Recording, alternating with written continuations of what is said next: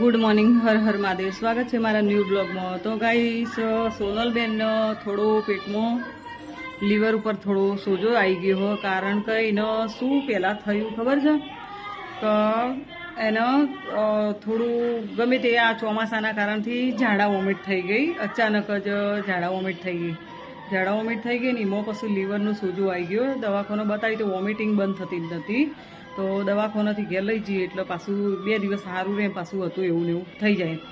અને લીવરનો સોજો બિલકુલ ઉતરતો નથી હજી સુધી.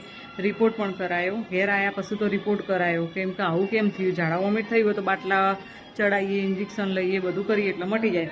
પણ આ તો ઘેર આવ્યા ને એટલે પાછું ફેર થવા માંડ્યું. એટલે અમે જઈને રિપોર્ટ કરાવી આવ્યા. રિપોર્ટ કરાયા ને એટલે રિપોર્ટમાં એવું આવ્યું કે લીવર ઉપર સોજો ચડી ગયો.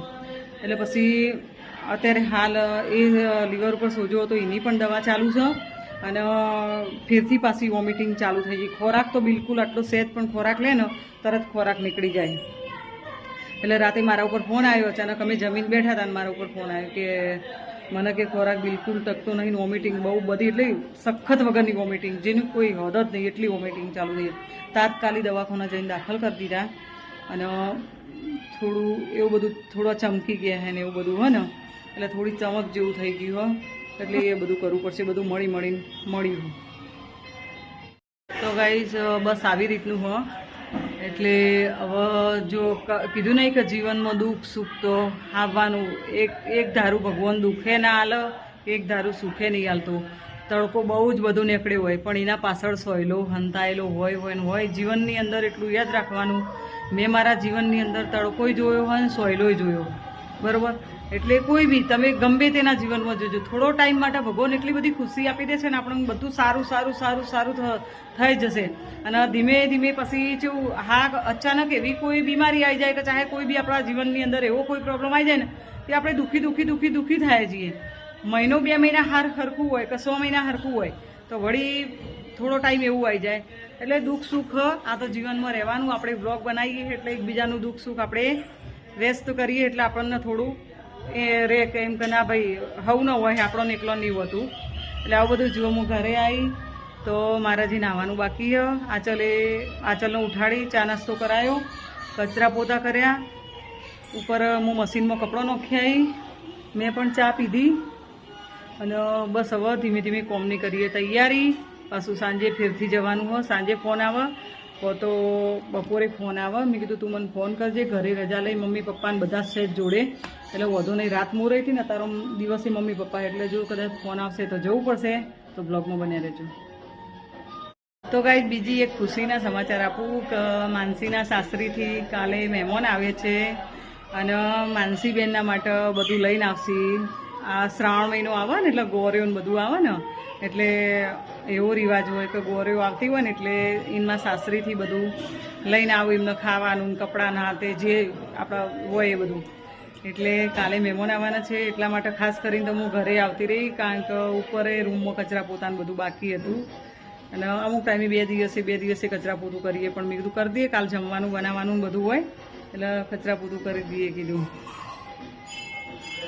કારણ કે બધું પછી કાલના કાલ પોકી ના વળાય. એટલે જો આમાં તો ટીવી ચાલુ થઈ ગઈ છે ઘરમાં. મસ્ત જોણે એક માણસ આવી ગયું, રોનક સરસ આવી ગઈ છે ઘરની. કચરા પોતું બધું થઈ ગયું. વાસણ એટલા બાકી તો વાસણ કરું ને આજે સબ્જીમાં જો મારે નાવા માટે મેં કપડો કાઢીને મૂક્યા છે. મારે જેવું કોણ કરે, ડાઇનિંગ ટેબલ પર કાઢીને મૂકો. તો જો આજે વિચાર એવો હ કે આવી ડેટી હ ખેતરની, આમાં ખેતરમાં મસ્ત બાજુમાં ખેતરને બધું હોય ને તે આવી ડેટી આવે હ. તો સંભાર બનાવવાનો હોવાનું, તો આપણે બનાવીએ સંભાર. ગરમ થઈ ગયું. તો ગાઈસ, મારી એક રિક્વેસ્ટ છે કે તમે ઘરકામ પણ કરતા જ હશો મારી જેમ. કોઈ નોકરી કરતું છે, કોઈ ઘરકામ કરતું છે, તો આપણે ઘરકામ કરે જવાનું અને આપણું પોતાના શરીરનું ખાસ કરીને એટલે ખાસ ધ્યાન આપવાનું. જો હું મારું કોમ ચાલુ હોય અને સાઈડમાં પાણી પીવાનું ચાલુ હોય, મને એટલી બધી કબજિયાતની તકલીફ રહેતી હતી ને તો થોડી ધીમે ધીમે ઓછી થઈ ગઈ. અને વજન જુઓ મારો એટલો બધો વધતો નહીં, બરાબર. એટલે કોઈ ડાયટિંગની જરૂર નહીં, પણ પાણી આપણા શરીરમાં જેટલી જરૂર હોય એટલું 1 લીટર તો પાણી પીવું જ પડે. હું એ ખાલી કહું કે 5 લીટર પીવું પડે પણ નથી પીવરાતું. અમુક ટાઈમે 5 લીટરે પીવરાઈ જાય, અમુક ટાઈમે 2 લીટરે પીવરાઈ જાય. પણ જેટલું જમ બને પાણી થોડું વધારે પીવું સારું. આપણે કોમમાં બધું ભૂલી જઈએ, આપણા શરીરની સંભાળ લેવાની તો ભૂલી જ જઈએ. પહેલાં હું એવું જ કરતી, મને ખબર ના પડતી એવી બધી કે આપણા શરીરની આપણે સંભાળ રખાય કે ના રખાય. આ તો ધીમે ધીમે હવે ખબર પડવા માંડી કે કામ પણ કરીએ, છોકરો પણ સાચવીએ, બહારનું પણ સાચવીએ, બધું સાચવવાનું. હંગાત આપણું શરીર પણ સાચવવું પડે. તો આજે બનાવીએ છીએ આપણે ભરેલા રીંગણા. જો મજા આવી જાય ભરેલા રીંગણા ખાવાની. કને ભરેલા રીંગણા ભાવે. તેલ મૂકી દીધું છે. આ બાજુ રોટલી બને છે. આચલબેન રોટલી બનાવે છે. તો ગાઈસ જુઓ, મારે જવું બજારમાં થોડી ખરીદી માટે, અને જોઉં ખોળામાં કોણ બેઠું બતાવું. જોજો હો.